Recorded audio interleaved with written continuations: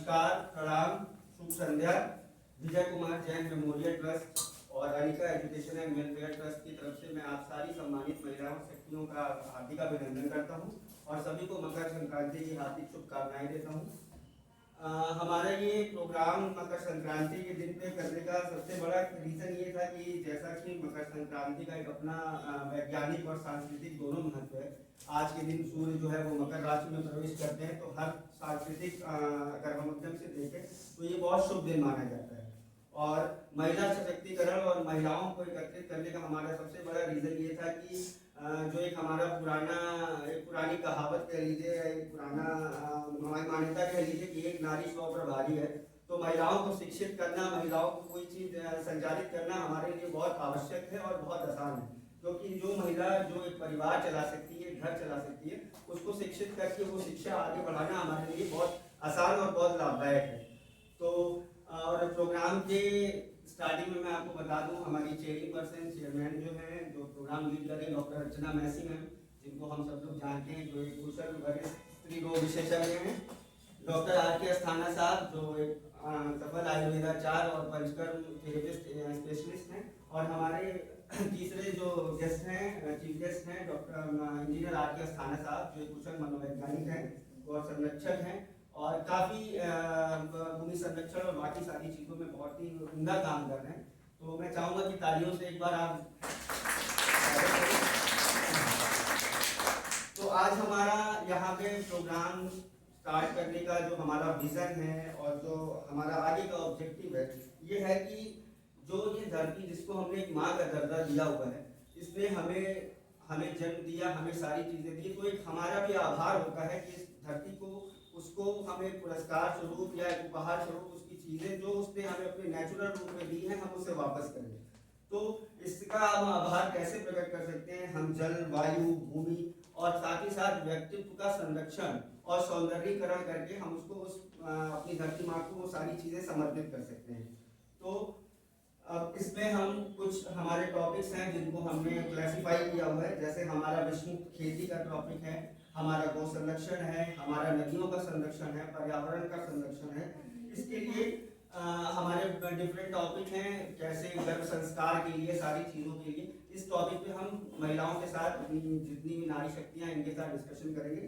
तो मैं शुरुआत करना चाहूँगी कि डॉक्टर अर्चना मैसी मैम कुछ शब्द बोलें और हमें अपना कुछ मार्गदर्शन प्रदान करें। लोगों का बहुत बहुत स्वागत है। हैप्पी मकर संक्रांति। जैसा कि उन्होंने बताया, आज का एक विशेष दिन है। इस दिन हमने सोचा आज पहली शुरुआत करते हैं, आप लोगों से बातचीत करते हैं, आप लोगों को अपना विजन बताना चाहते हैं। हमारा पहला संकल्प है कि हम एक विश्व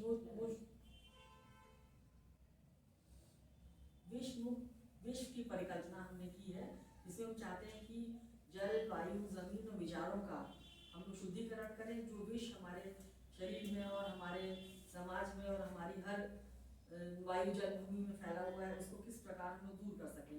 इसके चलते मैंने प्राकृतिक तरीके से खेती करने को अपनाया है। हमारा एक खेत है जिसमें हम नेचुरल फार्मिंग कर रहे हैं, जिसमें कि हम कोई भी बाहरी केमिकल न डालकर गौ आधारित पेस्टिसाइड और फर्टिलाइज़र यूज़ करते हैं। और वही प्रोडक्ट हमने वहाँ जो अपने मवेशी रखे हुए हैं, कुछ मुर्गियाँ रखी हुई हैं, गौ माता हैं, बकरियाँ हैं, उनको भी वही चारा खिलाते हैं, ताकि उनसे होने वाले दूध भी हमारे यहाँ शुद्ध और प्राकृतिक रूप से स्वच्छ हो।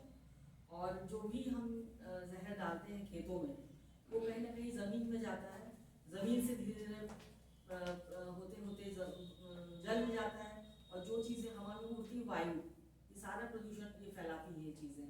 तो हम चाहते हैं लोगों को जागरूक करना, किस तरीके से वो अपने खेतों में भी इन चीज़ों को अपनाकर अच्छी विषमुक्त खेती कर सकते हैं। और स्वास्थ्य के लिए भी, जैसे एलोपैथिक, आयुर्वेदिक, होम्योपैथिक, सबको लेकर हम लोग साथ में चलते हैं। अभी हमारी एक आयुर्वेदिक डॉक्टर और आने वाली है, जो गर्भ संस्कार के बारे में आप लोग को बताएंगी, जैसे कि आप यहाँ परिचय उसका ले सकते हैं। और डॉक्टर अस्थाना जी ये भी आपको बताएंगे कि कैसे नेचुरल तरीके से हम अपने आप को आयुर्वेदिक पंचकर्म के द्वारा अपने शरीर को स्वस्थ रख सकते हैं। और एलोपैथिक तो है ही इमरजेंसी के लिए और बहुत सारी चीज़ों के लिए। होम्योपैथिक की चिकित्सा हम लोग यहाँ डॉक्टर पूजा पांडे करती हैं। तो इस तरह से, और साथ में हम लोग के और भी एजेंडाज हैं, जैसे हमारे विजय कुमार जैन मेमोरियल ट्रस्ट, जैसे कि मैं इसके संस्थापक मैं ही हूँ, अपने पिताजी के नाम पे मैंने ट्रस्ट बनाया है। उनकी बड़ी इच्छा थी कि मैं डॉक्टर बनूँ, तो उनको मैं आभार प्रकट करना चाहती हूँ इसी दौर में कि जैसे कि उनकी प्रेरणा से मैं डॉक्टर बनी और वो असमय कैंसर की वजह से अकाल मृत्यु उनकी हुई। तो हम कैंसर अवेयरनेस की भी काम कर रहे हैं, जिससे कि खास तौर से ब्रेस्ट कैंसर, सर्वाइकल कैंसर जो महिलाओं में होने वाला कैंसर है, उसको कैसे बचाव कर सकें और कैसे हम जल्दी से जान सकें, अर्ली स्टेजेस में उसको हम डायग्नोज करके समय से उसको ट्रीटमेंट कर सकें। इसके लिए समय समय पर हम कैंप करते हैं। और महिलाओं के लिए हम लोगों का आगे का एजेंडा है कि उनको हम कुछ वोकेशनल ट्रेनिंग दे सकें। जैसे बहुत सी महिलाएं हैं जो अपने घर गृहस्थी के काम के अलावा कुछ एक्स्ट्रा अर्निंग कर सकें। तो भविष्य में हम लोगों ने कुछ बीच में एक आध बार किया, लेकिन अभी और हम लोग को करना है। तो आप सब महिलाओं का उसमें सहयोग हम लोग को चाहिएगा कि कुछ ऐसा एक सेंटर हो जहाँ की वो कुछ सीख के अपने आगे अपने परिवार को चला सकें। तो यही मुख्य हम लोगों के एजेंडा है। इसी सिलसिले में आज डॉक्टर अस्थाना जी आगे बात करेंगे आप लोग से, फिर आगे इसी तरह से चलेगा। आपका इनपुट हम लोगों के लिए ज़रूरी होगा। आप लोग जो भी इनपुट देना चाहें आप लोग दीजिएगा, और बाद में आप सबका इंट्रोडक्शन हम लोग लेंगे कि कौन कैसे कैसे इस प्रोजेक्ट को आगे बढ़ाने में सहयोग कर सकते। मैं आमंत्रित करना चाहूँगा डॉक्टर आर के अस्थाना साहब को कि कुछ वो हमें आयुर्वेद और पंचकर्म के बारे में मार्गदर्शन दें। शक्तियों को मेरा प्रणाम। आज मकर संक्रांति जैसा बताया और हम लोगों के जीवन में पहले से भी है, तो मकर संक्रांति का भी आयुर्वेद से पहला परिचय मैं ये बता दूं कि यह उत्तरायण और दक्षिणायन का जो संबंध है वह हम लोगों के जीवन से सीधा संबंध है। सूर्य की किरणें अब धीरे धीरे जो है ज़्यादा तेज होने लगेंगी। इसके पहले थोड़ा मध्यम थी, लेकिन अब तेज होने लगेंगी। तो आहार विहार, जैसा मैडम ने बताया कि आहार की बात होती है, तो आहार प्रथम चिकित्सा माना जाता है। हम लोगों के यहाँ जैसे जैसे पहले फास्ट फूड वगैरह नहीं हुआ करता था, मोटे अनाज हुआ करते थे। अब धीरे धीरे फिर से मोटे अनाजों की बातें चलना शुरू हो गई हैं, लेकिन उनके न होने से क्या क्या नुकसान होगा। मोटे अनाजों में प्रोटीन्स, फाइबर्स, मिनरल्स जो हम लोग बाहर से मल्टीविटामिन वगैरह लेते हैं, वो सारी चीज़ें मोटे अनाजों में पहले से ही उपलब्ध रहा करती हैं। बाद में हम लोगों ने इसको रिप्लेस कर दिया, जिसके वजह से इम्यूनिटी पर भी असर पड़ा उसका। फास्ट फूड वगैरह आ गए तो बीमारियां बढ़ने लगी और इम्यूनिटी भी कम होने लगी। तो आहार तो प्रथम चिकित्सा है। फिर आहार के बाद जो है लाइफ स्टाइल। लाइफ स्टाइल से जुड़ी हुई बीमारियां बढ़ती जा रही हैं, जैसे डायबिटीज, ब्लड प्रेशर, मोटापा, पीसीओडी, यह सब जो है हमारी लाइफ स्टाइल से जुड़ी हुई बीमारियां हैं। आफ्टर 40 ईयर्स देखेंगे कि लोग गिर जा रहे हैं, हाथ पैर टूट जा रहे हैं। खासकर औरतों में तो यह ज़्यादा समस्या है। कैल्शियम वगैरह की कमी भी होने लगती है, क्योंकि हम बाहर से कितना कैल्शियम लेंगे। हमारे भोजन में थोड़ा बहुत चलते रहना चाहिए सारी चीज़ें। तो इसके बाद जो है हम इस पर आते हैं अपने परिश्रम पर। उससे पहले कुछ लोग बता दें कि जब कभी इक्विलिब्रियम, जैसे हम लोगों के शरीर में जो भी चीज़ें, जैसे बच्चा रहता है तो सारी चीज़ें रहती हैं, तो एक्टिव रहता है, धीरे धीरे कम होने लगती हैं, तो बीमारियां बढ़ने लगती हैं, लोग बीमार होने लगते हैं। फिर 40 ईयर्स के बाद ज़्यादा बीमारियां होने लगती हैं। तो है एक श्लोक की समदोष समाज निश्चित समधात्म क्रिया प्रसन्नात्मेन्द्रियमना स्वस्थ विधीयते। मतलब यह जो है हम लोग एक तरीके से देखेंगे कि यह हम श्लोक पढ़ रहे हैं, लेकिन कितने लोगों को एक आयुर्वेद की यहाँ जो है बैठी हुई है, हम क्या आती बता दीजिए थोड़ा।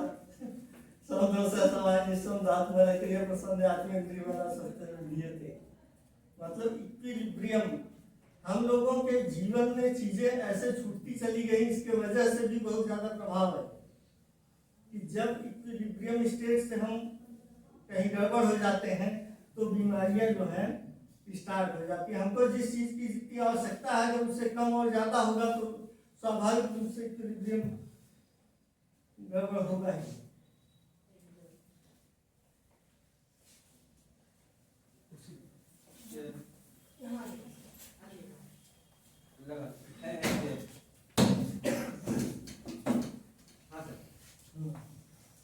तो पंचकर्मा हम लोग जो है कहीं ये प्रभावित थी पंचकर्मा से, तो नॉलेज भी है उसके बारे में, नेचुरोपैथी और पंचकर्मा के बारे में, तो उस पर चर्चा हुई। तो हम लोगों ने सोचा कि यहाँ पर एक सेंटर डाला जाए।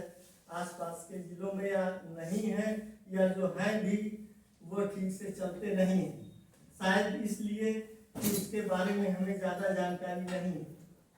ठीक है, तो उसी के इंट्रोडक्शन के संबंध में यह चीज़ें स्टार्ट की जा रही हैं कि हम लोग थोड़ा इंट्रोड्यूस हो जाए कि पंचकर्मा क्या है, या इसके लिए जीवन में कितनी आवश्यकता है।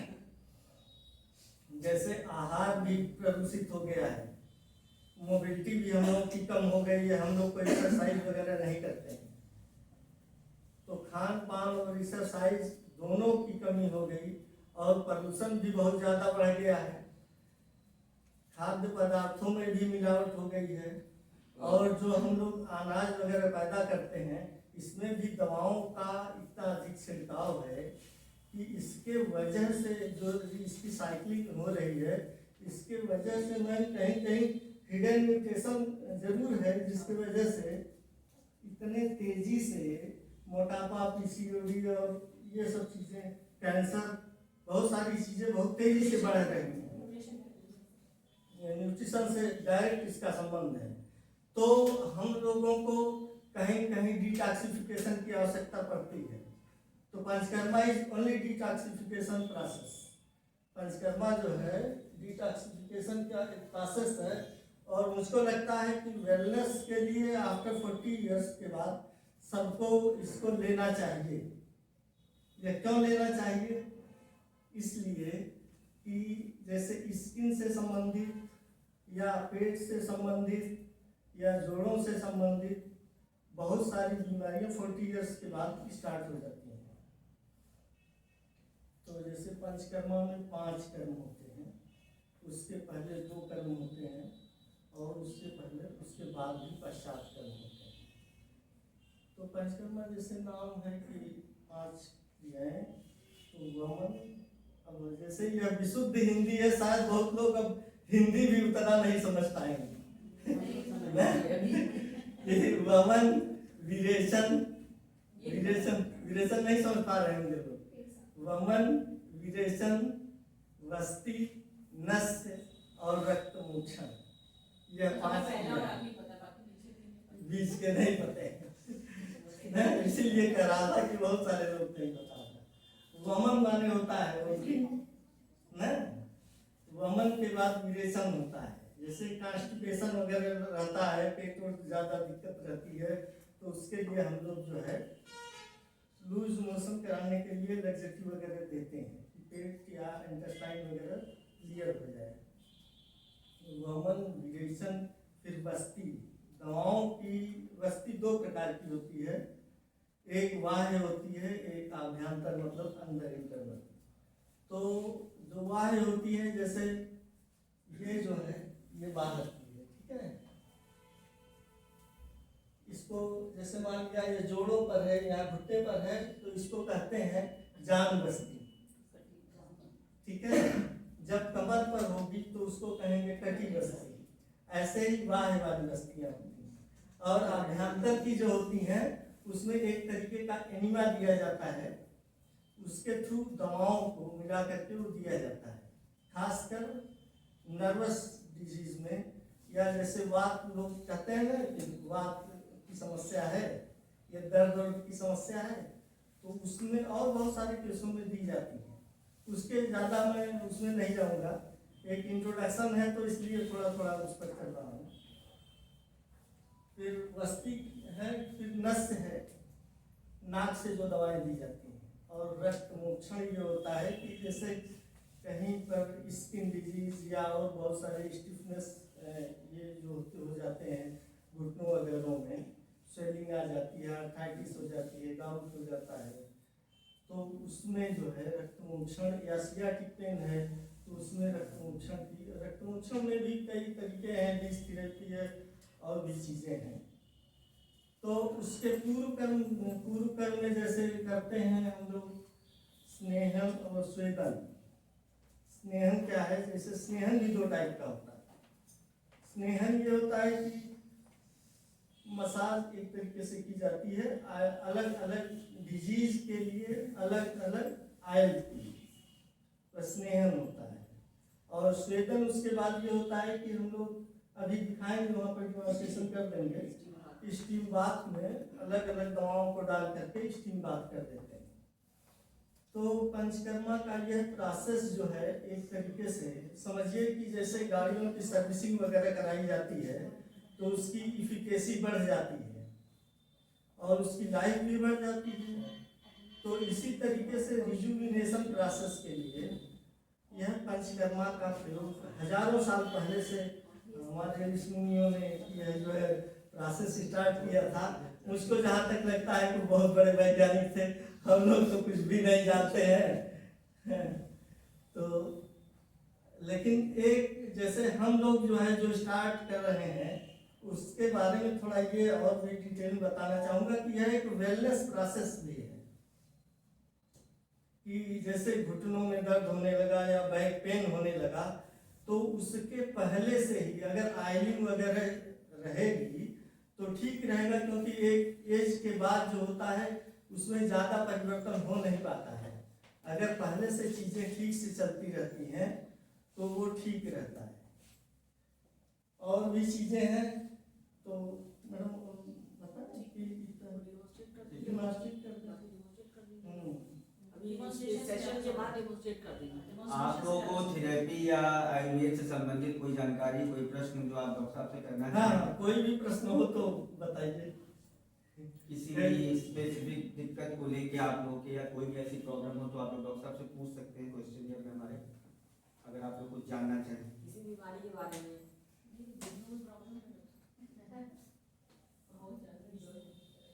क्या डायबिटीज को पंचकर्मा के द्वारा एकदम खत्म किया जा सकता है? एकदम खत्म नहीं किया जा सकता है, लेकिन उसका मैनेजमेंट किया जा सकता है, खासकर टाइप 2 के लिए।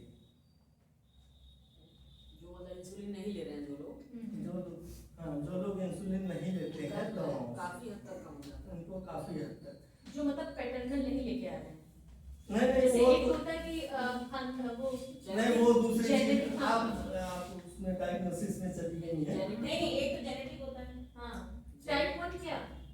टाइप 1 मीन्स होता है कि आप इंसुलिन बेस्ड है, मतलब बिना इंसुलिन के आपका काम नहीं चलेगा, हाँ, ठीक है। टाइप 2 में होता है कि आपका काम दवाओं से कुछ चल जाता है, कुछ शरीर अपना काम कर लेती है, आप पूरी तरीके से दवाओं पर निर्भर नहीं है। तो टाइप 2 क्योर किया जा सकता है? टाइप 2 में मैनेजमेंट किया जा सकता है। अच्छा, अगर आप बॉर्डर लाइन पर हैं तो उसको क्योर भी किया जा सकता है, अगर आप बॉर्डर लाइन पर हैं। डायबिटीज रिवर्सल होता है, लेकिन उसे मेनली उसमें diet and exercise plus medicine plus तीनों। मेडिसिन, हाँ। तीनों ले का जो पेन होता है जो जाता है, सियाटिक पेन, और कमर बैक हाँ। पेन, तो उसके लिए फिर पंचकर्मा की आवश्यकता पड़ती है, उसके लिए पंचकर्म की आवश्यकता पड़ती है। लड़का नहीं आया ना, लड़का हाँ, हाँ। दर्द नहीं रुक पाती थी। हाँ, उसको बुलाया नहीं टाइमली, अब क्या बुलाया।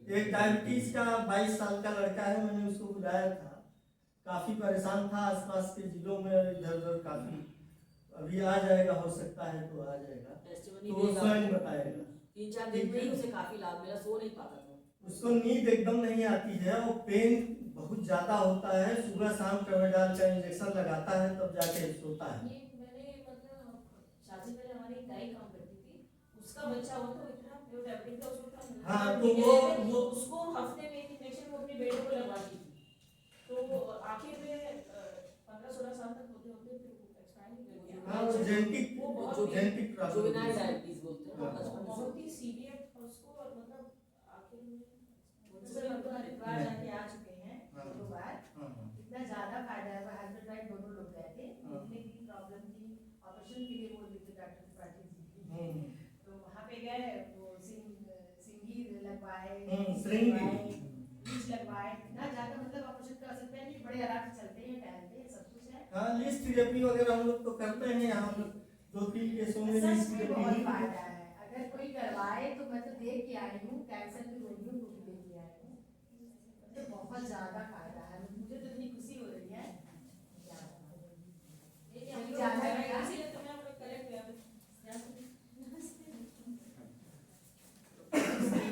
बहुत मतलब बहुत ज्यादा। मैं तो डॉक्टर साहब एक डॉक्टर उनका नाम नहीं लूंगी, उन्होंने मैं ऑयलिंग करती थी, मैं और मेरे हस्बैंड की आदत, हम लोग मॉर्निंग में उठ के वो एक तेल बनाए हुए हैं उसमें नमक मिला देते नहीं हैं। देखिए। हाँ हाँ, बताइए। तो उसको हम लोग जैसे हल्का हल्का मालिश करते थे। हम्म, अब जो देखा वो संजीवनी में जीवा वाले आते हैं ना, तो वो कहते थे हमेशा ऑयलिंग करिए। वो घर पर इस तरीके से तेल धीरे धीरे लगाना हाँ और घर से कुछ तेल बना लेना। हाँ वही चीज देखिए, प्रिवेंशन, हाँ एक- प्रिवेंशन की। तो उन्होंने कहा क्या ना, डॉक्टर मेरी बात सुनिए, उन्होंने कहा कि आप कभी भी बॉडी में तेल मत लगाइए, बिल्कुल खराब रखने हैं, ये तो बचपन से बच्चों को ही तेल मालिश शुरू कर देते हैं। तो मुझे समझ में नहीं आया क्या ये सही है, वो अलग है कि आप लोग जो थेरेपी के उसके करते हैं, हाँ, और उसमें हम लोग देख रहे हैं कुछ आटे टाइप का लगा हुआ हाँ, उसमें तेल। नहीं इंस्ट्रूमेंट है, वो तो क्लियर है ना, हम लोगों के पास इंस्ट्रूमेंट है, उसमें डाल के सब घंटे सिखाया तक छोड़ था, देते हैं। जब पूरा हाँ। खत्म हो गया मेरा भाई। वो तो बच्चा आ जाए तो अभी हमने सोनी नहीं, चाहिए, जैसा- चलिए वही ये हमारा ऑयलिंग करना गलत है, वो सवाल ये है। और आज मैं इतनी खुश हूँ। वो तो किसी का अब मैं मोटिवेट भी करती रहती हूँ, इसीलिए मेरे पूरे खानदान है सबको तो मिलता है। नहीं, माइग्रेन में बहुत ही आता है। यही है वो। माइग्रेन है। जिनकी बात अभी हम लोग कर रहे थे 22 वर्ष के यही है। आजा बेटा। ये लड़का है, अभी 3-4 दिन हुआ है। तो यह डायबिटिक न्यूरोपैथी का पेशेंट है, कई जगह से काफ़ी दवाएं लिया, ट्रामाडोल का इंजेक्शन वगैरह लगाता रहता था और नींद भी नहीं आती थी, तो इस पर चल रहा है। बता दो थोड़ा। ये मतलब बहुत सारे डॉक्टर को दिखाया था, तो डॉक्टर साहब के पास मैं गूगल किया तो पास में यही मेरे संजीवनी था, तो एक दिन मैं आया तो सर से सारी दिक्कत बताया, तो सर क्या इसका पंचकर्मा इलाज है, तो अभी 6-7 दिन 10 दिन से करा रहा हूँ, तो अभी फिलहाल तो काफ़ी ज़्यादा आराम लगा हुआ भी है सर। स्टार्ट हो गया है क्या? हाँ चालू हाँ, है। चालू है। हाँ, कोई लोगों को पता ही नहीं। हाँ, डायबिटिक न्यूरोपैथी का केस है इनका। हाँ, 3-4 तीन-चार हाँ।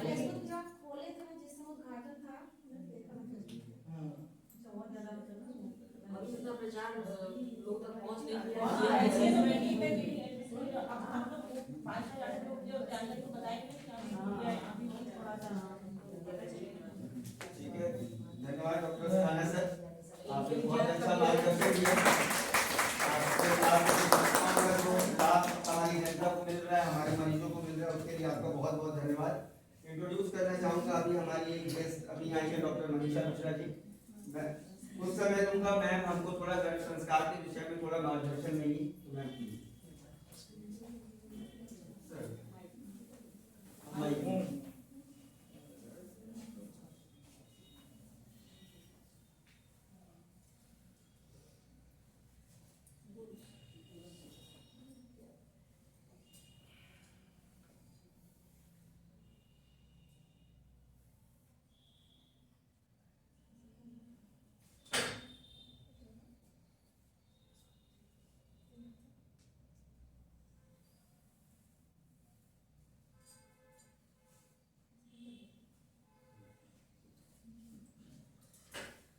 सबसे पहले आप सभी को मेरा नमस्कार और नव वर्ष की बहुत बहुत बधाइयाँ। एक कॉमन सा टॉपिक है, हम सबको पता होगा क्योंकि हम सब महिलाएं हैं और आप सबको मुझसे भी ज़्यादा एक्सपीरियंस है। गर्भ संस्कार एक नॉर्मल सी बात है, हम सब अपनी डेली रूटीन में जो भी काम करते हैं, जैसे महिला हो मीन्स वाइफ हो या हस्बैंड हो, ठीक है, अगर हस्बैंड भी दिन भर जो भी मेहनत कर रहा है उसका एट लास्ट आप पूछिए कि किस लिए कर रहे हो, तो अपने परिवार और बच्चों के लिए। माँ दिन भर जो भी कर रही है या महिलाएं अपने जो जॉब में है या डेली रूटीन में है, किस लिए कर रहे हैं? बच्चों के लिए। तो इट मीन्स हम सब जो भी अपनी लाइफ स्टाइल में जो भी कुछ कर रहे हैं, उसका मेन गोल ये है कि ये हम अपने फैमिली और बच्चों के लिए कर रहे हैं। तो मोस्ट प्रीशियस जो हमारे लिए है वो हमारे संतान बच्चे हैं। गर्भ संस्कार क्या है? गर्भ means foetus in the womb, मतलब गर्भ जो हमारा यूट्रस होता है उसके अंदर जो एम्ब्रियो है उसको हम गर्भ कहते हैं। संस्कार क्या है? संस्कार को संस्कृत में कहते हैं संस्कारों की गुणांतर है, मीन्स रिपीटेड जो हम वर्क करें जिससे हम उसके गुणों को इन्हेंस कर दें और अच्छा कर दें, वो है संस्कार। हम सबके लाइफ स्टाइल में जैसे हम बड़ों का आदर करते हैं, विश करते हैं, जो भी करते हैं, तो उससे हम कहते हैं कि ये हमारे संस्कार हैं। ऐसे ही 9 मंथ्स के पीरियड में हम कैसे अपने बेबी को संस्कारित करें, ये है गर्भ संस्कार। ठीक है, जरूरी क्यों है? देखिए हमारे पास 2 चॉइसेस हैं, या तो हम संस्कार गर्भ संस्कार कर लें और मन चाहे जो एक इसका एम होता है ना, डिजायर्ड बेबी, आप जैसी क्वालिटीज अपने बेबी में चाहते हो वैसी क्वालिटीज आप उसमें उत्पन्न कर सको, ये है गर्भ संस्कार। और दूसरा रास्ता है कि आप कुछ भी ना करें, जैसे सबके बच्चे हो रहे हैं हो ही जाएंगे नेचुरली, लेकिन बच्चा जो है वो संस्कारित तो होता ही है, आप चाहे अवेयर हो या ना। आपके आसपास के जो एटमॉस्फेयर है, जो आप बोल रहे हैं, कर रहे हैं, सुन रहे हैं, खा रहे हैं, पी रहे हैं, हर एक सेकेंड बच्चा जो है उसको ग्रैस्प कर रहा है, उसका इफेक्ट पड़ ही रहा है। रीजन इसका क्या है? क्योंकि 9 मंथ्स में बच्चे का जो है 80% ब्रेन डेवलपमेंट हो जाता है और 15% 5 इयर्स तक की एज में, और बाकी जो 5% है वो होल ओवर जो हमारी लाइफ है उसमें थोड़ा थोड़ा जो भी हुआ, लेकिन मेजर पोर्शन जो 80% है वो इन्हीं 9 मंथ्स में है। जब आप अवेयर भी नहीं हो, आपको पता भी नहीं है कि यूपीटी पॉजिटिव आने वाला है, प्रेगनेंसी टेस्ट पॉजिटिव आने वाला है, तभी कंसीवमेंट के आफ्टर 16 डेज न्यूरल प्लेट जो है वो बनने लग जाती है। न्यूरल प्लेट जो ब्रेन स्पाइनल कॉर्ड का बेस है। तो आप इसी से सोचिए कि आपको एहसास भी नहीं है कि अभी आप प्रेग्नेंट होने वाले हो और काम शुरू है। इसीलिए हमारे डॉक्टर सीनियर मैम जानती हैं कि फॉलिक एसिड की टैबलेट्स इसीलिए दी जाती हैं कि कहीं बच्चे में कोई न्यूरल डिफेक्ट ना हो, कोई डिफेक्टिव प्रोसेस ना हो। वो काफ़ी इन्वेंशन के बाद, काफ़ी रिसर्च के बाद ये चीज़ें कंफर्म हुई हैं, लेकिन जो गर्भ संस्कार है ये तो वर्षों सालों पुराना है, बहुत ही सालों पहले। जैसे भारत देश का नाम भरत जी पे पड़ा है। भरत जी शकुंतला जी के पुत्र और दुष्यंत के पुत्र थे। जब शकुंतला जी की गर्भावस्था वाला फेज था, दुष्यंत जी उनके साथ में थे। सोचिए वो कितने मेंटल डिप्रेशन, और किसी के लिए भी इमेजिन करना इजी होगा कि कोई भी लेडी जिसका हस्बैंड उसके साथ नहीं है और वो प्रेग्नेंट है तो वो किस मेंटल डिप्रेशन में होगी। लेकिन उन्होंने इसका निर्णय लिया कि नहीं, मैं अपने मेंटल डिप्रेशन का प्रभाव अपने बच्चे पे नहीं पड़ने दूंगी। 9 मंथ्स जो उन्होंने आचार विचार व्यवहार जो भी किया उसका ही इफेक्ट था कि जो भरत जी हुए वो जब 2 साल 3 साल के थे तो शेर के दांत भी न कटे, इतने वो शक्तिशाली थे कि उनके नाम पे फिर हमारे देश का नाम पड़ा। सीता जी उनका भी एग्जाम्पल है, राजा की बेटी थी, राजा की पत्नी थी, लेकिन गर्भावस्था में सर्वेंट से बुरा हाल था, खुद से खाना बनाने के लिए लकड़ियां काटना, पानी भरना, सब कुछ, लेकिन मेंटली स्ट्रांग थी गर्भावस्था के फेज में, क्योंकि वाल्मीकि ऋषि ने उस समय उन्हें ज्ञान दिया था कि आप अभी अगर रोने धोने और इन सारी चीज़ों में आप इन्वॉल्व होते हो तो उसका असर आपके बच्चे पे पड़ेगा। और उसी को आप अगर दूसरे वे से आप सोचने लग जाओ कि इस समय जो मोस्ट प्रीशियस टाइम है 9 मंथ्स का, उसको मैं किस तरह से कैरी करूं, तो उसका इफेक्ट बच्चों पे आता है। और ये तो एंशियंट टाइम का है, आप लोगों ने महाभारत में अभिमन्यु का भी एग्जाम्पल सुना है, सबने सुना होगा है। तो मेरा सिंपल कहने का बस एक मोटिव यही है कि जो बच्चा है वो उसके 5 सेंसेस डेवलप है, आपको पता हो ना पता हो। 6 महीने में बच्चे के कान बनते हैं, काफ़ी लोगों को पता होगा कि बच्चा सुनने लग जाता है, लेकिन अब की जो रिसर्च हैं उनमें ये प्रूफ है कि जो हियरिंग सेल्स होती हैं वो बच्चे में बिफोर 6 मंथ बॉडी में फ्लो करती रहती है। मतलब कहते हैं कि बच्चा पूरे शरीर से सुनता रहता है। वो कहने का तात्पर्य ये है कि जो वॉइस होती है, जो वाइब्रेशंस होती हैं, बच्चा उसको ग्रैब्स करता है। ये जो 9 मंथ्स का पीरियड है जिसमें 80% ब्रेन डेवलपमेंट हो रहा है,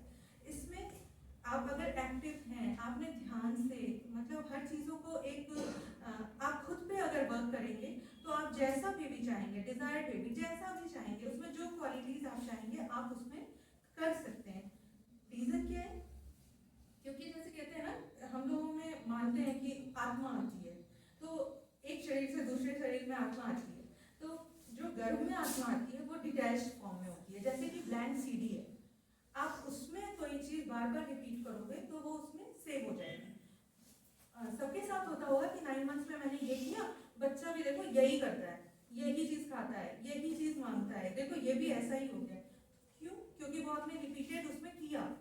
तो सेम यही चीजें हैं कि अगर आप इनको बार बार करोगे तो आपको जैसा डिजायर्ड बेबी चाहिए वो मिल सकता है।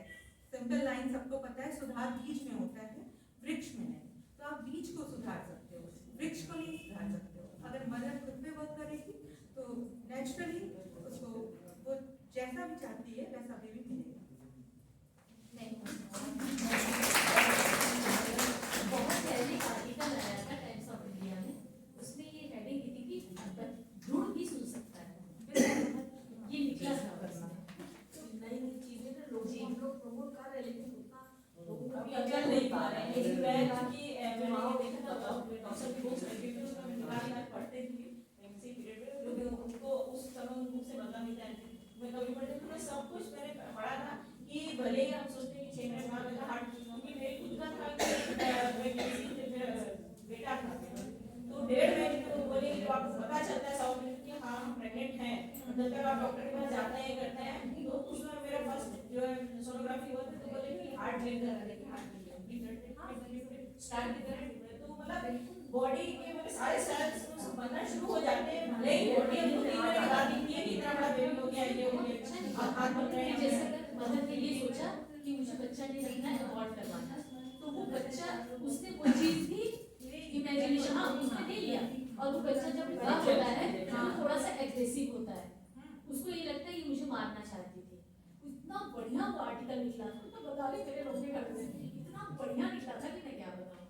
हाँ, तो वो आप लोग प्रैक्टिकली अपने घर के लोगों को इनसे सलाह ले सकते हैं। हम लोग लगा रखा है। मैं 2 मैप पे इसके सेशन लेती हूँ, गर्भ संस्कार के वीकली सेशन होते हैं, हफ्ते में 2 दिन। प्रेग्नेंट लेडीज उसमें कनेक्ट होती हैं, क्योंकि आजकल इतना स्ट्रेस है, अनअवेयरनेस है, मोबाइल देख रहे हैं, पता नहीं क्या क्या देख रहे हैं, उन्हें पता ही नहीं है, सर्च किए जा रहे हैं, उसमें कुछ भी आ रहा है, कुछ भी आ रहा है, लेकिन वो अवेयर नहीं है।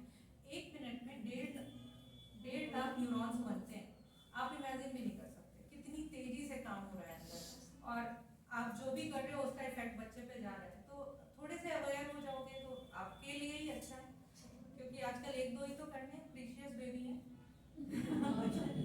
कोई पहले की तरह तो हम अननोन तो है नहीं, कि मतलब कहते ही है ना कि बेबी डिजायर्ड होना चाहिए, बाय चॉइस होना चाहिए, नॉट बाय चांस। होप आप सबको समझ आया होगा।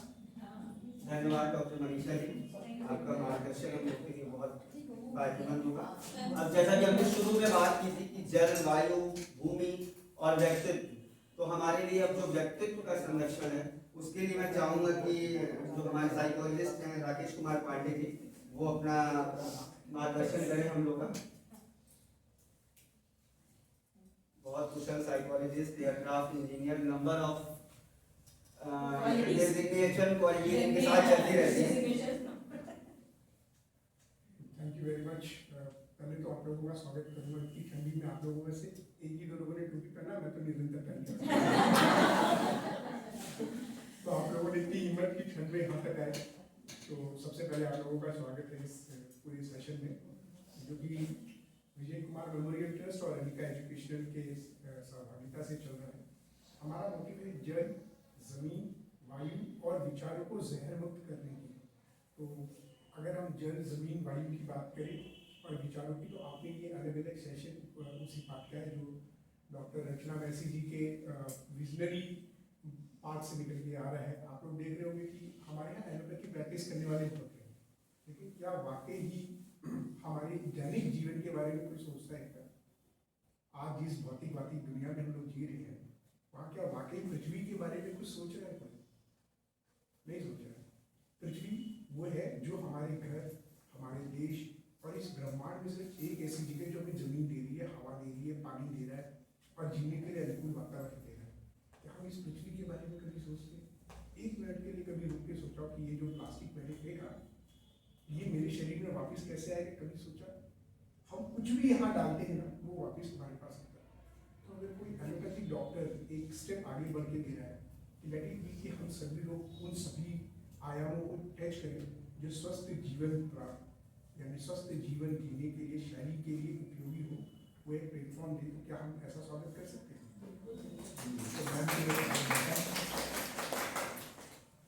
आपने जल के बारे में जो हमने बात की, हम नदी, तालाब और कुओं पे काम कर रहे हैं। तो मैडम का जो संजीवनी फार्म है वह एक प्राकृतिक खेती का मॉडल है जो एक ऐसे किसान के लिए बनाया गया है जो जाए तो देखे कि यह खेती में आराम से कर सकता हूँ और इसमें लागत ज़्यादा नहीं है, यानी मुझे श्रम देना है। यह जो फार्म है ये केयार नदी के किनारे है। केयार नदी के बारे में कोई जानता है? कोई कुछ आइडिया? आजमगढ़ में एक समय था 51 नदियाँ थी, जिसमें लगभग 2 साल पहले मैंने अध्ययन किया था। उसकी रिपोर्ट मैंने अमृत त्रिपाठी जी को दी थी। कुछ तो बंटवारे में निकल गई। आपको बड़ा आश्चर्य लगेगा 51 नदियाँ आजमगढ़ में कहाँ मिली? तो ये दुर्वासा संहिता में लिखी हुई है। वहाँ पे बड़े सारे नाम है, मैंने खोजा है 36 नाम तो मैंने खोज लिया, बाकी और नाम मैं खोज रहा हूँ, लोगों से मिलता हूँ तो मिल जाता है। तो उनमें से जो तमसा नदी है वह गंगा जी की सहायक नदी है जो बलिया में जाके मिलती है। केयार नदी जाके तमसा में मिलती है, इसकी सहायक नदी है। और केयार नदी की सहायक नदी है मदिया। अब ये दोनों नदियां जो है मदिया और केयार नदी, इसी के किनारे पे मैडम का संजीवनी। हमने क्यों इस नदी को चुना, ये भी कारण है। बड़ी नदी पे तो गंगा जी पे नमामि गंगे चल रहा है। तमसा पे हमारा एक परिवार है, तमसा परिवार, और आजमगढ़ के बड़े अच्छे लोग पूरी मेहनत से रात दिन लगे हुए हैं, वैचारिक स्तर पे, भौतिक स्तर पे, शारीरिक श्रम से, आर्थिक रूप से ऑलरेडी बहुत बढ़िया काम कर रहे हैं सब। तो हमने केयार नदी के ऊपर भी एक नजर डाला, क्योंकि जब तक जल स्रोत हमारे सही नहीं होंगे तब तक हमारी नदियों को जीवित नहीं कर सकते। तो ये जल का हमारा कार्य है। मैडम के सहयोग से हमने कई तालाब और कुएं भी संरक्षित किए हैं। फिर आता है जमीन। जमीन यानी जहाँ से हमारे अन्न उत्पादन हो रहा है, जो फल हो रहा है, फूल हो रहा है, जैसा हम खाएंगे शरीर वैसे ही होगा, विचार भी वैसे होंगे। तो उस जमीन को शुद्ध करने के लिए संजीवनी फार्म में टोटल प्राकृतिक खेती की जा रही है। हमने अब तक कम से कम कुछ नहीं तो 1 लाख पौधे लगाए होंगे, जिसमें से 25,000 तो मेरे गौशाले में ही है। तो मेरा गौशाला नहीं है, वो ग्राम पंचायत की गौशाला है जिसको मैंने गोद दिया है। मैं अपना नहीं कहता, क्योंकि मेरा वो एक प्रोटोटाइप है। तो जमीन को खूबसूरत कैसे बना सकते हैं? एक सुंदर, अगर किसी को सुंदर बनाना तो कैसे बना सकते हैं? एक खूबसूरत कपड़ों से। इस धरती वाला खूबसूरत कपड़ा क्या है? ये फूल, ये घास, ये कीट पतंगे जो रंग बिरंगे हैं, ये चिड़िया जो इसके जीव हैं, उनको रहने के लिए हम वो जंगल दे दें, जिसे हम बोलते सुपर की मीठी जमीन है। वो हमारी नहीं है, हम तो पहिया उधारी भी चल रहे हैं, यात्रा कर रहे हैं। अब आता है वायु। अब हम जब घर से निकलते तो परफ्यूम मारते हैं, है ना? क्यों मारते हैं? इसलिए मारते हैं ताकि हमारा मूड जो है, और जो मेरे ऑरा में आने वाला आदमी है, जो मेरे संपर्क में आने वाला है, उसका मूड थोड़ा अच्छा होता है, इसलिए परफ्यूम मारते हैं। या किसलिए? यही कारण है ना। तो ये परफ्यूम यानी ये वायु में मिक्स होता है। तो हम निकलते तो क्या खुशबू आती है? गली से निकलती। शहरों में तो जो खुशबू आती है वो नाली की आती है, तो जिसे कहते हैं अंग्रेजी में मीथेन गैस निकल रहा है। थोड़ी सी और गए तो वो हमारी नगर पालिका वाले जो भैया वो गीला कचरा ऊपर और सूखा कचरा गया। गीला कचरा और सूखे कचरे को लेकर प्रसार खूब बढ़िया चल रहा है। हमें सबको ज्ञान है, कि ये अच्छा नहीं है, क्योंकि घर के बाहर निकलती क्या लगता है? लेकिन कब तक ये वायु को शुद्ध करने का हमारा क्या तरीका हो सकता है कि हम कितने फूल लगाए ताकि प्राकृतिक रूप से खुशबू आए। और वह जो वायु है वो हम सांसों के माध्यम से लेते हैं, यानी हम जो भी पॉल्यूशन फैला रहे हैं कहीं नहीं जा रहा है, इसी अर्थ के अंदर, इसी पृथ्वी के अंदर है। फिर आता है विचार। जैसा जल हम पीते हैं, जमीन से निकलने वाला अन्न, फल, फूल जो देते हैं, जो हवा ऑक्सीजन की मात्रा में हमारे शरीर में जा रहा है, ये हमारे विचारों को अशुद्ध कर देता है।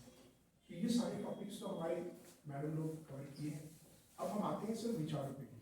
अब हमारे विचार कैसे शुद्ध होंगे? जो विचार स्थिर हो गए। अब अगर मैं किसी को बोलूँ कि आपको मैं किसी यंग आदमी को मैं समझाऊंगा, तो क्या मेरी बात को एग्जैक्टली समझ लेगा? थोड़ी देर के लिए समझ तो जरूर लेगा, है ना? थोड़ी देर के लिए हमारी बात समझ लेगा कि हाँ भैया पांडे जी जो है बहुत बढ़िया बता रहे हैं, लेकिन वो बाहर निकल के क्या होगा? वो भूल जाएगा। क्यों? क्योंकि उसको प्रैक्टिकली लाइफ कैसे जिया जाए, उसको ये अब उसको सीख पाना बहुत मुश्किल हमारा इसी विचारों के ऊपर एक विषय है किशोर अवस्था शिक्षा कार्यक्रम। किशोर अवस्था 10 साल से 19 साल की उम्र होती है, जो शारीरिक भावनात्मक के साथ साथ में पारिवारिक और सामाजिक चेंज होता है। ये हमारे बच्चों के ऊपर इन्वेस्टमेंट है। हमारे बच्चे कौन है? हमारा भविष्य है, जिसके लिए रात दिन आप मेहनत करते हैं। जितना सारा पैसा है वो सब उसी में लगाते हैं, उसके बाहर कोई इन्वेस्टमेंट नहीं। सबसे बड़ा इन्वेस्टमेंट किसमें? बच्चे में। अगर बच्चा अच्छा निकल गया तो बल्ले बल्ले, और बच्चा खराब हो गया तो तब सारी कर्मों की किताबें पढ़नी शुरू कर देंगे। कहाँ गलती हुई, पढ़ने पलटना शुरू कर दिया, कहा लगता है यही तो कहीं गई गड़बड़ की है, या हो सकता है कि मैंने ऐसा कुछ कर्म किया है। अब दशरथ जी के बारे में बता रही थी मैडम, तो होता क्या, जब सारा मामला गड़बड़ हो जाता है ना, तो आदमी अपनी कर्मों की किताबें खोलता है और एक 1 to 1 चैप्टर को देखता है कि कहाँ मैंने गलत किया, कहाँ से किया, तो उसको याद आता है कहीं मैंने किसी चूहे को तो मार दिया, उसकी वजह से तो पाप नहीं लगा है। लेकिन हम ये 3 क्रमों को भूल गए, जल, जमीन, वायु। हमने उस बच्चे को दिया क्या, जो अभी दीदी ने बताया मैडम ने, डॉक्टर मैम ने, कि गर्भ संस्कार, सर ने बताया पंच करना, और इसी तरीके से होम्योपैथी के पीछे मैडम और डॉक्टर आरती दीदी है, और भी डॉक्टर्स हैं यहाँ पे। आप सभी का केवल एक ही मकसद है, स्वस्थ शरीर, स्वस्थ पृथ्वी और स्वस्थ वातावरण। इसी पूरे विषयों को लेकर हमने एक इन्वेस्टमेंट प्रोग्राम बनाया है, किशोर अवस्था शिक्षा कार्यक्रम 10 से 19 साल, और छोटे बच्चों के लिए गुड टच, बैड टच, जो कि 5 साल से 10 साल है। ये ऐसी चीजें हैं जो बच्चे आत्म सुरक्षा के लिए रहते हैं। हम सभी सुरक्षित रहना पसंद करते हैं, जैसे बिजली के तार पे या करंट की स्वाद क्या करते हैं, हाथ पकड़ लेते हैं। अगर हम भय की दुनिया में रहते तो क्या हमारा मानसिक विकास अच्छा हो सकता है? अगर हम भय में रहें तो क्या मानसिक हो सकता है? हमारे परिवारों में जो बच्चों के साथ दुष्कर्म हो रहा है, चाहे वो भाषा में हो, चाहे वो हमारे बोलचाल में हो, चाहे घर की आंतरिक सुरक्षा को लेकर हो, इन बच्चों को हम कैसे बताएं? कोई अगर आपको छूता है, किस भावना से छूता, कब तुम्हें कहाँ उसको रजिस्ट यानी रोकना है, यह संवेदनशील स्पर्श बच्चे को हमें ज्ञान कराना है। इसी को कहते हैं गुड टच, बैड टच। दूसरी चीज, रोज शाम को सोने से पहले एक बार हम ओपन कम्युनिकेशन बच्चे के साथ में करें। कितने लोग ऐसे बच्चे के साथ शाम को पूछते हो, बेटा आज क्या दिन बन गया, आज वेरी गुड, ताली बजाओ पहले तो। शाम को उससे पूछा, बेटा आज तेरी ज्योमेट्री मैंने ये एक्स्ट्रा पेंसिल आई कहाँ से बेटा, क्यों दिया किसने, क्यों तुमने लिया, वापस कर दिया।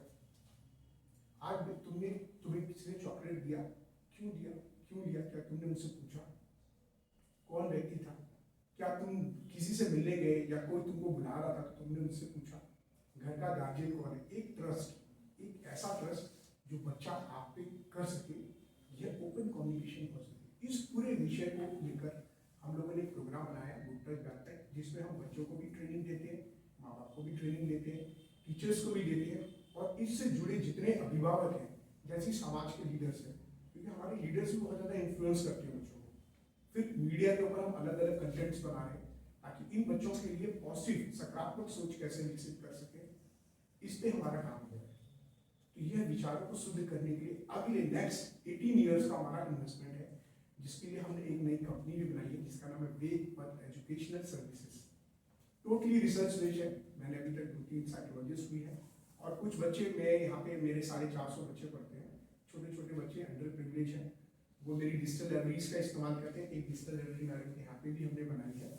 यहाँ पे हम केवल बच्चों को कॉम्पिटिशन की तैयारी नहीं करवा रहे, हम उनको लाइफ स्किल्स सिखा रहे हैं कि अगर आपको कोई टॉपिक सीखना है तो कैसे रिसर्च करके आप उसके डेप्थ में जा सकते हो। अगर आपको इनकम जनरेशन या एम्प्लॉयमेंट यानी खुद के मालिक बनना है तो आप कौन कौन से प्लेटफॉर्म्स यूज कर सकते हो। तो ऐसे ही कुछ बच्चे मेरे पास निकल आए जो हम लोग, अभी आप लोग छोटे छोटे वीडियोस, अगर कोई मेरे फेसबुक पे होगा तो देखा होगा छोटे छोटे वीडियोस आजकल आ रहे हैं, वो वीडियोस मेरे बच्चे बनाते हैं। वह बच्चे जिनको 6 महीने पहले मैंने अपनी लाइब्रेरी में एंडोर्स किया था। तो हम सिर्फ बच्चों को कॉम्पिटिशन की तैयारी नहीं करा रहे, उनको भविष्य के लिए तैयार कर रहे हैं, क्योंकि भविष्य में आने वाले समय में अब हम ट्रेडिशनल तरीके से जैसे लिखा पढ़ी करते तो वो जमाना चेंज हो गया है। हम उन बच्चों को इस राह पे लाने की कोशिश कर रहे हैं ताकि उनको सीवी लेके नौकरी के लिए ना भागना पड़े, बल्कि वो लोगों को बोले लाओ या सीवी लो, किसको किसको काम चाहिए। तो हम उन बच्चों को इस तरीके से करते हैं। और ये वो बच्चे हैं जिनके पास घर का 500 रुपये का खर्चा निकालना बहुत मुश्किल है। कभी मौका मिले तो हमारा जो कार्य चल रहा है जैसे संजीवनी फार्म है प्राकृतिक खेती, उसको देखिए। माँ कंसा गौशाला तमौली में है, वहाँ पे आज की डेट में 80 से ज़्यादा बूढ़ी बीमार गाय है, बैल है और छोटे से बछिया कभी कभी आती है, वो रहती हैं और बड़ी मजे करती हैं। इसके अलावा हमारी लाइब्रेरीज पे आइए, जो हमारे रूरल एरिया में मतलब देहात में चल रहे हैं। ऐसे ही हमारा एक प्रयागराज में सेंटर है, वहाँ पे एक विवेक है, वो करीब 600 बच्चों को पढ़ा रहे हैं जो अंडर प्रिविलेज बच्चे हैं, और उनके घरों जाके। ऐसे एक हमारे आनंद पांडे आपके रास्ते को डुमरिया करके एक जगह है जहानागंज के पास, तो उधर वो हमारे बच्चों को पढ़ा रहे हैं। मीन्स हम ये सारी कोशिश करते हैं कि हम जल, जमीन, वायु और विचारों को लेकर सही तरीके से हर दिशा में कार्य कर सकें। तो मैं आप सभी का आह्वान करूँगा कि आप जहाँ भी जिस स्थिति में भी हैं, यदि आप हमारे साथ एक कदम करके भी वैचारिक स्तर पर जुड़ते हैं तो शायद हम एक छोटी सी पहल कर पाए। अब आप लोग क्यों? क्योंकि आप लोग हैं नारी शक्ति।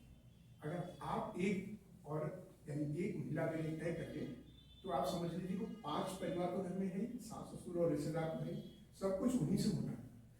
आपका विचार जैसा आगे जाएगा तो उस तरीके से प्रॉफिट मिलेगा। अगर मैं एक आदमी को रखूंगा ना तो क्या करेगा, वो कराया मारना छोड़ा ये अपने वर्ष का काम है। लेकिन महिला सीरियस है, वो अपने परिवार को लेकर बहुत दृढ़ से करते। बीमार पड़ जाए तो सबसे ज्यादा परेशान कौन होती है? मर्द ही परेशान होता है, औरत होती है।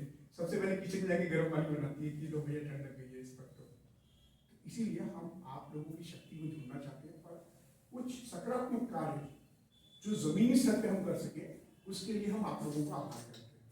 तो इसी के साथ मेरे ख्याल से मेरा कॉन्सेप्ट क्लियर है, एकदम सही था ना? ठीक है, तो मुझे लगता है कि मेरा जो संवाद था वो है। तो कोई प्रश्न आप लोगों से अगर कोई पूछना चाहे? नहीं, कोई प्रश्न नहीं?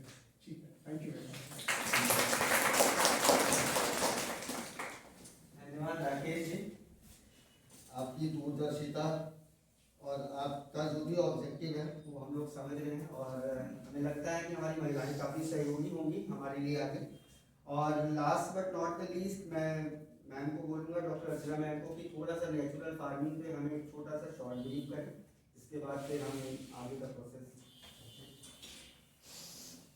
हाँ, काफ़ी देर हो गई है, सबने सबकी बातें सुन ली हैं, सब समझ भी गए हैं। बस नेचुरल फार्मिंग में बेसिकली हम लोग सुभाष पालेकर जी का फार्मिंग फॉलो करते हैं, जो कि गौ आधारित खेती है। मतलब उनके हिसाब से आराम से हम लोग एक गाय से कम 10 एकड़ की खेती कर सकते हैं, जिसमें कोई पेस्टिसाइड और उसकी ज़्यादा जरूरत नहीं पड़ी। नीम के पेड़ जो पत्ते तोड़ते हैं, गोबर, गौमूत्र और नीम का पत्ता इक्वल मात्रा में मिला के अगर आप रख दें और 48 घंटे उसको रखना है, और ऐसे इस डायरेक्शन में, घड़ी की सुई की डायरेक्शन में सुबह शाम उसको बस चला देना है, इक्वल मात्रा में लेके चला देना है, और उसको बोरे से ढक के छाया में रखना है। फिर शाम को आए, फिर उसको 5-10 मिनट चला दिया, फिर ढक दिया। 48 घंटे के बाद इस पानी को छान कर डाइल्यूट करके आप यूज़ कर सकते हैं। 10:1 के रेशियो में, अगर जहाँ ज़्यादा कोई वो है पेस्टिसाइड नज़र आ रहे हैं, अदरवाइज वो और भी ज़्यादा डाइल्यूट कर सकते हैं इसको नॉर्मल प्रिवेंशन के लिए। और इसमें जीवामृत बनता है, उसमें गोबर होता है, ये देसी गाय के गोबर ही यूज़ होते हैं। देसी गाय की पहचान आप लोग किसी को पता है? देसी गाय की क्या पहचान होती है? बहुत सारी गाय हैं, मेन उसका होता है, उसके लर होगी, उसका पीछे वो होगा और वो होगा सींग। 3 पहचान थी, जिसके भी सींग है, लर है और ऊपर डेल उसे बोलते हैं, हाँ डेल या हम है, वो देसी गाय होती है, उसी का गोबर हमें यूज़ करना है। तो जैसे मान लीजिए हम 10 किलो गोबर का ले लें, 10 किलो गौमूत्र ले लें, और उसमें थोड़ा सा 1 किलो कोई भी दलहन का आटा, और उसमें लगभग 1.5 किलो गुड़ मिक्स करते हैं, और 100 लीटर पानी। तो इसको भी इसी तरह से क्लॉकवाइज चलाते हैं। और पीपल, हाँ पीपल की पेड़ की मिट्टी या खेत की मिट्टी 100-200 ग्राम, इसको छाया में रखना होता है और बोरी से रखते हैं। सुबह शाम चलाना है, 48 घंटे में तैयार हो जाएगा। फिर इसको छान के यूज़ करते हैं, या तो ड्रिप मेथड से नाली कैसे कर दें कि पानी के साथ चल जाए, और नहीं तो छिड़काव करना है तो उसको छान के स्प्रे कर देते हैं। इसलिए 2 मुख्य चीज़ें हैं। इसके अलावा बीज शोधन होता है, बीजों को शोधित करके गौमूत्र में शोधित करके लगाते हैं, और अगर ज़्यादा कोई कीटाणु है तो 10 पर्णिका बनता है सॉल्यूशन, जिसमें कि 10 किस्म के पत्ते जो जानवर नहीं खाते हैं वो पत्ते पानी में डाल के उबाल के उनका अर्क निकाले जाते हैं, अर्क बनाते हैं। तो ये सारी चीज़ें यूट्यूब पे उपलब्ध है। सुभाष पालेकर जी का खेती अगर आप डालेंगे तो ये सारी उपलब्ध है। और सूखा गोबर का वो घर जीवा देते हैं, सूखा गोबर उसको बिछा के और दलहन वगैरह मिला के उसको धूप में सुखा के, धूप में छाया में, धूप में सुखा के वो ड्राई होता है, ड्राई। तो ये सारी चीज़ें भी हम लोग बनाने वाले हैं, क्योंकि कौन जाएगा बनाने खुद से। तो हम लोग ये चीज़ें, एक प्रोजेक्ट हम लोग का आगे भी है कि कोई अगर लेना चाहे तो गौशाला में हम लोग इसका प्रोडक्शन कर सकते हैं। तो अभी लोगों से फिर जागरूकता मिलेगी कि हाँ उन्हें चाहिए, क्योंकि बीच में दुकान वालों को बेचने में तो वो इतना ज़्यादा उनको मार्जिन चाहिए कि फिर वो प्रॉफिटेबल नहीं होगा ना, वही सब चीज़ों में लेबर लगता है। तो अगर हम लोग जुड़ेंगे, अपने गार्डनिंग के लिए लेना चाहेंगे तो प्रोड्यूस हम लोग उपलब्ध करवा सकते हैं। और बाकी देसी बीजों का संरक्षण करना हम लोग चाहते हैं कि जो देसी बीज हो वो संरक्षित किए जाए, क्योंकि जो हाइब्रिड बीज होते हैं फिर वो तो बीजों से पैदावार हो नहीं पाती ना ठीक से। तो देसी बीजों का भी हम लोग कलेक्शन आगे चल के करना चाहेंगे। मिलेट्स की खेती करना चाहेंगे जो हमारे स्वास्थ्य के लिए प्रभावी रहे, फायदेमंद हो। उन सब चीज़ों का हम लोग खेती का मॉडल आप लोग को कभी अवसर आएगा तो दिखाना चाहेंगे।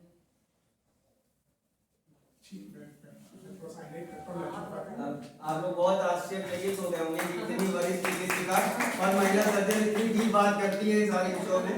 हम लोग भी बहुत क्यूरियस हो जाते हैं चीजों को जानने के लिए। तो thank you so much ma'am, thank you for the best session. मैंने नेचुरल फार्मिंग की बात की, है प्राकृतिक खेती है। तो प्राकृतिक खेती में हम किसी प्रकार का जहर बाजार से खरीद के नहीं डालते, चाहे वो कीट नियंत्रण हो, चाहे खेत में खाद डालने का हो, चाहे बीज हो, यहाँ तक कि हम हाइब्रिड बीज भी नहीं खरीदते हैं। तो मैडम बता रही थी, लेकिन थोड़ा सा उनको वो था कि जो मैडम के पास में भिंडी के जो बीज है ना वो प्योर देसी है। ये तीसरे वर्ष का बीज हमारे पास रखा हुआ है। धनिया का बीज हमारा है, पालक का बीज हमारा है, और बाहर जो है ना हमने सरसों का तेल रखा हुआ है। आपको लीजिएगा, सब देसी है। ये जो सरसों है ये प्योर शुद्ध प्राकृतिक है। और अभी नीचे कई हमारा वर्कशॉप है, अगर आप जाएंगे तो वर्कशॉप देखेंगे, तो उस वर्कशॉप में देखेंगे सरसों की बोरियां रखी, ये हमने अपना बीज रखा हुआ है। तो अगर इसको समझना है कि भैया प्राकृतिक खेती से जो है हमारा स्वास्थ्य कैसे रहेगा, तो आपको बता दूं कि ये प्राकृतिक खेती का जो उत्पाद होता है, जैसे दाल, चावल, धनिया, पालक, सरसों और तरह तरह की सब्जी, ये खूबसूरत नहीं होगी जैसे बाजार में चमकदार होती है ना, ये प्राकृतिक होती है, बिना मेकअप की होती है। ठीक है, ऐसे समझिए। और इसका स्वाद भी आपको उसकी तरह नहीं होगा, लेकिन अगर किसी ने ओरिजिनल स्वाद बचपन में टेस्ट किया है तो उसको वह स्वाद मिलेगा। लौकी कद्दू होता है, मतलब लौकी अमेजिंग लौकी, जैसे बता रही लौकी गलती ही नहीं है। और इसमें ये भी गारंटी नहीं है कि अगर आपने 10 बैगन या 10 टमाटर या 10 गोभी लिए तो खूबसूरत होगी। भैया प्राकृतिक है तो कीड़े मकोड़े तो होंगे, क्योंकि मैंने उसमें कीटनाशक नहीं डाला। हाँ, तो अगर आप हमारी प्राकृतिक चीज लेंगे, अगर उसमें कीड़े आपको मिल रहे हैं तो आपको खुश होना चाहिए कि इसमें कीटनाशक इस्तेमाल नहीं किया और इसका स्वाद बहुत बढ़िया होगा। याद करिए बचपन में जब आप आम तोड़ते थे और जिस आम में किसी तोते ने या किसी कीड़े ने तो उसका कुछ उदाहरण आपके यहाँ पे रखा हुआ है। और मैडम के फार्म पे, यानी जिसका नाम संजीवनी फार्म रखा गया है, वहाँ पे और माँ तमसा गौशाला पे आपको ये सारी चीजें दिखेंगी। हमने कोई गहरी जुताई भी नहीं की है, क्योंकि जब गहरी जुताई करते हैं तो उसके अंदर जो मृदा होती है और मिट्टी, दोनों में अंतर होता है। मृदा जीवंत होती है और मिट्टी जल के खत्म हो चुकी होती, जीवाणु मुक्त जमीन मिट्टी होती है, उसमें जीवन नहीं होता है। तो जो मृदा होती है, हम उस मृदा की बात करते हैं जो जीवों के सड़ने से बनती है। जैसे कि सब्जी सड़ गई, फसल से सड़ गए, तो उसमें जो सब्जी होती है बहुत अच्छी होती है। और उसको हम गहरी जुताई नहीं करते ताकि कीड़े पलटे नहीं। तो हम क्या करते हैं, देसी बीज को ऐसे छिड़क देते हैं सीड बॉल से हल्के तरीके से, और उससे जो उत्पादन होता है बहुत स्वाद होता है। तो अगर आप इस वक्त जाएंगे हमारे गौशाले में तो आपको वहाँ पे मेथी मिल जाएगा, धनिया भी मिल जाएगा और केवाच मिल जाएगा, केवाच की सब्जी, सब केरा मिल जाएगा।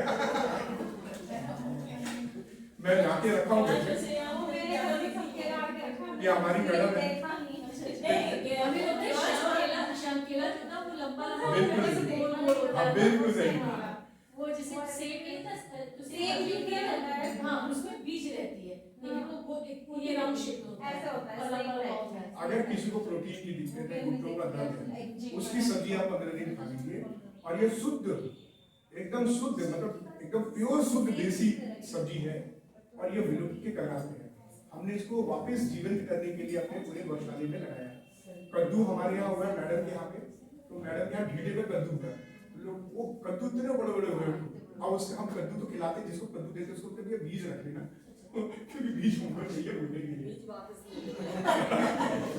तो ये सब प्रोड्यूस करेंगे। हमारे घर में कुछ भी कहा दे भैया रख लेना, पापा को चाहिए, पापा को चाहिए। अब ये मैंने अपने बच्चों को क्यों सिखाया? पिछली बार चला था हम लोग का बीज का प्रोग्राम में, बीज हम लोगों ने मांगे थे और फिर जगह जगह फेंकवा दिए थे। सीड बॉल बनाकर, तो मेरे बच्चे से भाई ने जो बोले हमने उसमें भी यही चल रहा था, हम भी जा रहे थे, तो उसके बाद जो सीजन में फल खा रहे हैं तो सब लोग अपने बुढ़िया बाबा का नाम क्या है? और वहाँ पे खूब हम लोगों ने खेले। जामुन की और जी बिल्कुल सही। तो आपके अब हमने क्या बच्चों में आभार, अगर पृथ्वी के प्रति आपका आभार है, तो एक उदाहरण निकल के आया है। मेरे बच्चों को भी पता है कि अगर हम पृथ्वी माँ को वाकई आभार करना चाहते हैं तो कोई भी फल हो, उस फल को हम खाएं, लेकिन उसका बीज है ना अपने दांतों में ठीक से न दबाए, उसको बचा लें और उसके छिलके को उसकी जड़ में फेंके और बीज को ऐसी जगह फेंके जहाँ सड़े नहीं, जहाँ उसको जीवन मिले। तो यह पृथ्वी हमसे खुश रहेगी, क्योंकि जितना फलदार पौधा हम अपने गली ऊंचे जगह पे लगाएंगे तो हमारा जीवन बढ़ेगा। तो यही हमारा प्राकृतिक आहार उत्पाद है, उसको एक बार देखिए।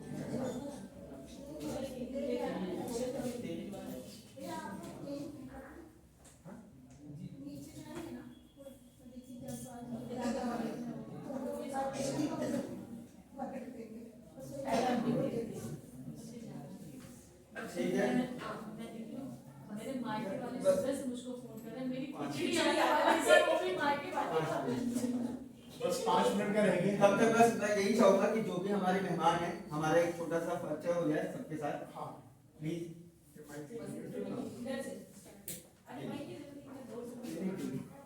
जब वहाँ पे ना रिकॉर्डिंग करें तो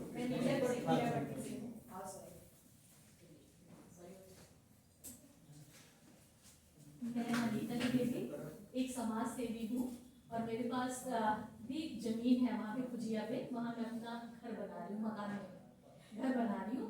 अभी हमने वहाँ पे काफ़ी अमरूद आम लगा लिए हैं। अब हमारा आगे का प्लान है बाउंड्री वॉल के सारे किनारे किनारे पपीते का पेड़ लगाने का।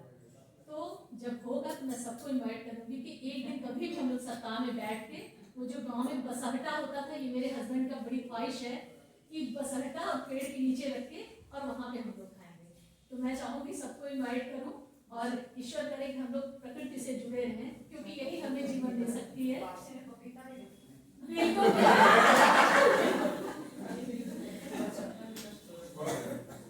मैं अलका सिंह और मैं भी एक समाज सेविका हूँ, पिछले 13 साल से काम कर रही हूँ।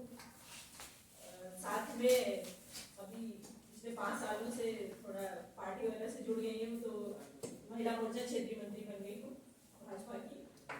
और वैसे तो सोशल वर्कर हूँ, तब में भी काम किया है और रहती हूँ। सबसे खुशी की बात यह है कि हम लोग जो इनर में काम करते हैं उसमें भी हम लोग जो आपने बताया गुड टच बैड टच के बारे में भी बात करते हैं बच्चों को।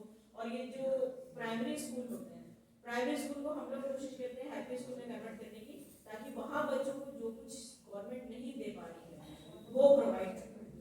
इसलिए हमारी कोशिश ये रहती है, जैसे वैसे पहले शुरुआत में जैसे वो यूनिफॉर्म लेते थे प्राइवेट गवर्नमेंट और मिड डे मील मिल रहा था, तो देखा कि बच्चे जाड़े में टाटपट्टी पे बैठे हुए और जगह जगह टाटपट्टी फटी हुई है और टाटपट्टी इतनी पतली होती है ना बैठे तो जमीन की वो ठंडक ले लेगी। तो हम लोग ने कोशिश की कि हम डेस्क और बेंच वगैरह प्रोवाइड कर पाए जितना हमारा बजट होता है। हम बाहर से कहीं से मतलब पैसा अरेंज नहीं करते, जो हमारा क्लब है हम उसी में अपने ही बजट से खुद सारे जो मेंबर्स हैं, यहाँ बैठी हुई हैं 4 मेंबर्स हमारी, हम सब मिलके ही करते हैं, बाहर से कहीं से हम पैसा अरेंज नहीं करते। और उसके अलावा एक लाइब्रेरी खुलवाना, स्पोर्ट्स के सारे आइटम जितने भी खेल के सामान होते हैं वो डोनेट करना, वो सारी चीज़ें जो गवर्नमेंट नहीं करती है, क्योंकि अब उसने यूनिफॉर्म के अलावा ये स्वेटर टोपी मोजा देने लगा। हम 13 साल पहले स्वेटर टोपी मोजा भी देते थे।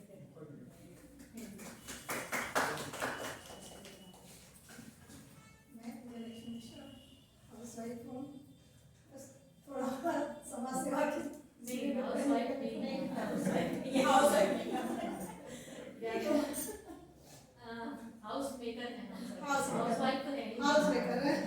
नहीं बहुत मतलब नाम है और इनको मैं शुरू से देखती हूँ। मैं जब से आजमगढ़ में आई, इनके छोटे छोटे बच्चे, इनको मैंने भागते देखा है, आज भी भागते देखा है। आज भी भागते। तो अच्छा बहुत है बड़ी बहुत बड़े काम करती है, मतलब आजमगढ़ की सेलिब्रिटी जस्ट लाइक अच्छा नाम है, ये काम करते हैं, काम करते हैं।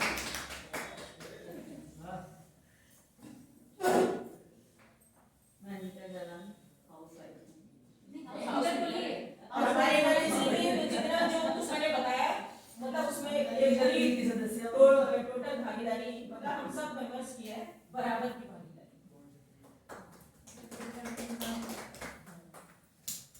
मैं डॉक्टर पूजा पांडे हूँ। अनिका होम्योपैथिक क्लिनिक मेरी है और मैम के साथ मैं एसोसिएटेड हूँ और राकेश पांडे जी की वाइफ भी हूँ। ये मेरा सरकारी इंट्रोडक्शन है। नहीं क्या पर्सनली में तो आपका इंट्रोडक्शन ये ही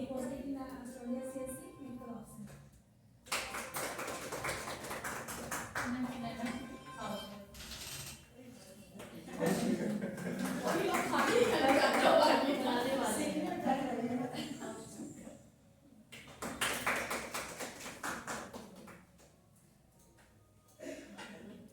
दीदी ने कहा कि आप सभी लोग हाउस मेकर बनाए तो ज्यादा अच्छा है। हाँ। ये अच्छा शब्द है, नहीं, इसका इस्तेमाल इस शब्द का इजाफा घर को स्वर्ग बनाने वाले, घर बनाने वाली महिलाएं ही हैं। जी।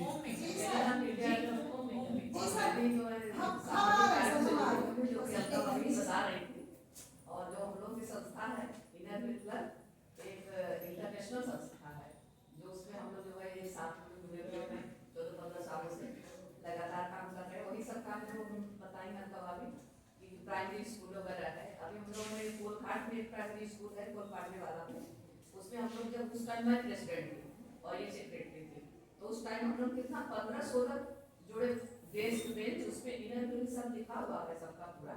हम लोग का एक बोर्ड उसमें लगा हुआ दफ्तर का, उसमें एक बार कोई उसमें निरीक्षण करने आए होंगे तो उन्होंने जब ये देखा उसमें लिखा हुआ है शिला पट्टिका पर हम लोग का नाम, ये कौन किया क्या किया, उन्होंने बताया कि जो है ये प्राइवेट मतलब एनजीओ वाले हैं जो करते, तो उन्होंने हमको कॉन्टेक्ट किया कि 3-4 बेंच अभी बाकी है, नहीं हो पाया है, इसको प्लीज आप लोग करिए।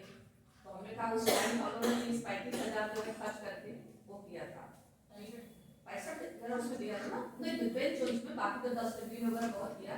तो सभी टीचरों से हमने थोड़ा सा वो किया कि आप लोग 500-500 या 1-1 हज़ार रुपये दे दीजिए, और बाकी जो पड़ेगा काम हम लोग 5-10 हज़ार हम दोनों देने के तैयार थे, क्योंकि हम लोग जो देते हैं ये रोज देते हैं ड्यूज, तो वो एक लोग तो सालाना हो जाता है, मतलब कि जुलाई हम लोग के मंथ स्टार्ट हो जाता है, तो हम लोग अपनी तरफ से अलग से दे रहे थे, लेकिन कोई भी टीचर वहाँ रेडी नहीं हुआ कि 500 या कुछ दिन प्रिंसिपल वगैरह थी, बहुत ही पेमेंट होती गवर्नमेंट है। सैलरी बहुत हमने कहा कि हम लोग 10-10 हज़ार 15 जो भी आएगा बाकी हम दोनों देंगे, लेकिन किसी ने नहीं दिया।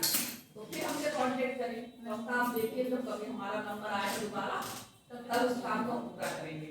या तो एक दिन हमसे बात कर रहे थे प्राइवेट पर्सनल की जो है वहाँ हम लोग चल करके कुछ जो बच्चे भी नहीं उनको बेच वगैरह मिल पाई है उसमें दे दें तो हम लोग बैठे। आपका इनर व्हील क्लब की चेयर्स मेरी वैशाली में भी है। इनर व्हील क्लब की जो चेयर्स है कुछ बात लेके आएंगे, मतलब लेके आएंगे। तो जिला भी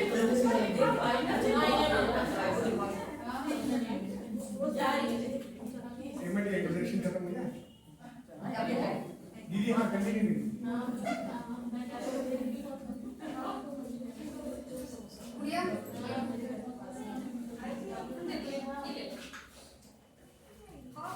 समोसा खाओगी घाट क्या खाओगी? दोनों खाओगी, सबसे छोटी जो खा लो। दीदी का इंट्रोडक्शन पूरा हो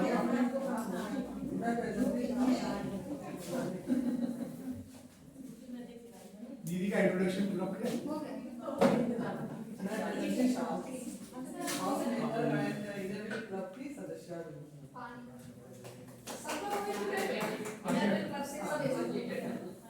सबने वही काम करते हैं, सबका सहयोग से होता है। मेरा नाम रीमा पांडे है और मैं समाज महिला मोर्चा के नगर अध्यक्ष।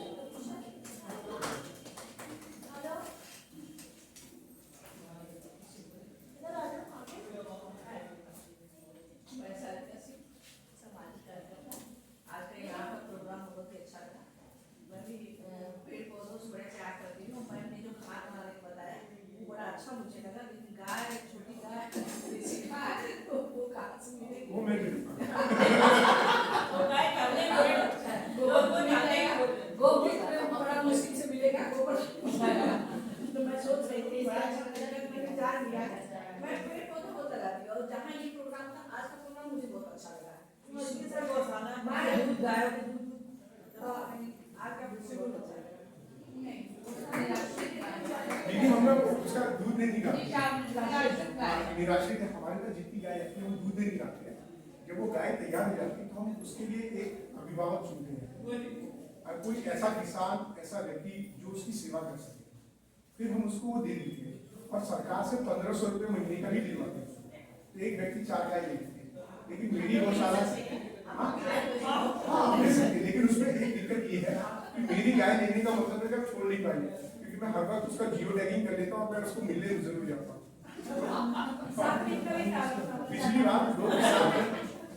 पिछली बार दो किसान हाँ मेरी जो गाय है 2 गाय किसान ले गए, उन्होंने उसका दूध दुआ और जब दूध देना बंद कर दी तो उन्होंने उसको छोड़ दिया और उसका टैग निकाल के दूसरी गाय दे दिया। तो मैं अपनी गाय को पहचानता हूँ, तो फिर मैंने उनको जाके समझाया, वो नहीं समझे तो मैंने उनको पुलिस के हवाले कर दिया। हाँ कारण क्या था कि अगर तुमने मेरी गाय को टैग निकाल दिया और दूसरी गाय को लगा दिया, क्या मैं अपनी गाय को नहीं पहचान सकता? क्योंकि उस एक गाय को तैयार करने के लिए ये जो गाय मेरे पास आती है ये एकदम बूढ़ी बीमार होती है या एकदम बचपन से आती है।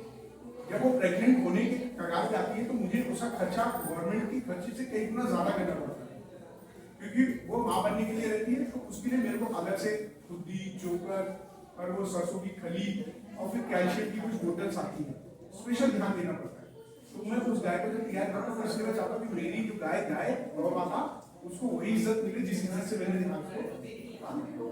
तो इसीलिए पिछले साल 52 गई थी, इस साल बहुत कम गाय हमने की है, क्योंकि हम लोग लेने नहीं आते। जो लेने आता हूँ वो सोचता है कि पंडित जी की ले जाऊंगा तो छोड़ देता हूँ। देसी गाय में थोड़ा दूध कम है, लेकिन आपको गाय मिल जाएगी। अगर आप लेना चाहें तो आप वैसे भी दूध दे सकते हैं, और सरकार की तरफ से ये योजना भी है, हम लोग प्रोत्साहित करते हैं।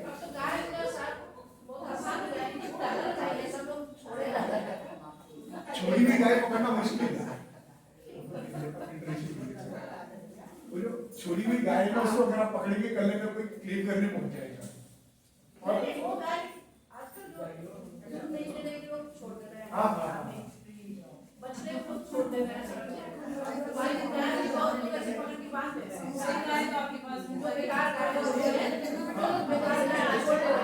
जल्दी जल्दी तो हम लोग से मिल नहीं पाएगा। ये भी एक अच्छा उपाय है कि अगर आपको पैसा नहीं चाहिए और आप चाहती हो कि एक गाय जो छूटा है उसको पकड़ ले, तो ये भी बहुत अच्छा है। और मैं तो कहूँगा कि गाय से अच्छा एक नंदी है, हमारे पवन मिश्रा जी है जौनपुर के, अगर कभी मौका मिले तो मुझे जरूर मिलेगा। उन्होंने एक नंदी पाला है और वो नंदी उनके बेडरूम में सुना है, इतना प्यार करते हैं उसको। और वो जो मिश्रा जी है वो चाउमीन और इसकी जो मोमोज की दुकान चलाते हैं, और उससे जो पैसा अर्न करके वो बहुत सेवा करते हैं। तो उन्होंने सिर्फ नंदी रखी है अपने पास। हम लोग गाय को तो हर कोई पाल लेता है दूध के लालच में, कोई नंदी को पाले तो असली गौ सेवा बन जाएगी।